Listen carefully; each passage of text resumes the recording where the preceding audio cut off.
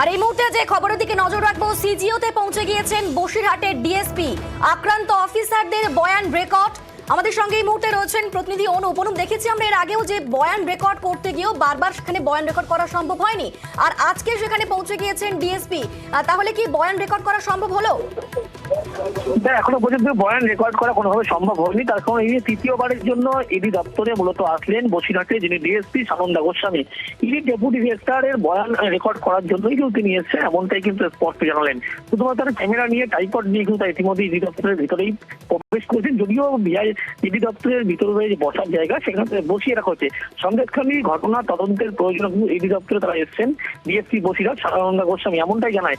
এর আগেও আহত ইডি আধিকারিক বয়ান রেকর্ড করতে এসেছিল 3 বার, আর এই নিয়ে আসলো, কিন্তু এখনো পর্যন্ত বয়ান কোনোভাবে রেকর্ড করতে পারেনি। এর আগে বুধবার ইডি দপ্তরে যখন আসেন তিনি নির্দিষ্ট আধিকারিক তখন ছিলেন, সেক্ষেত্রে তিনি ব্যস্ত আছেন এমনটা জানিয়েছিল। কিন্তু শেষমেশ বয়ান না রেকর্ড করেই ইডি দপ্তর থেকে তাদেরকে ফিরতে হয়। বেরোনোর সময় তিনি জানিয়েছিলেন ইডি ডেপুটি ডিরেক্টর অফিসে থাকলেও অন্য কাজে ব্যস্ত, এমনটাই কিন্তু তাদেরকে জানানো হয়েছিল। সেই কারণে তার বয়ান রেকর্ড করা সম্ভব হয়নি।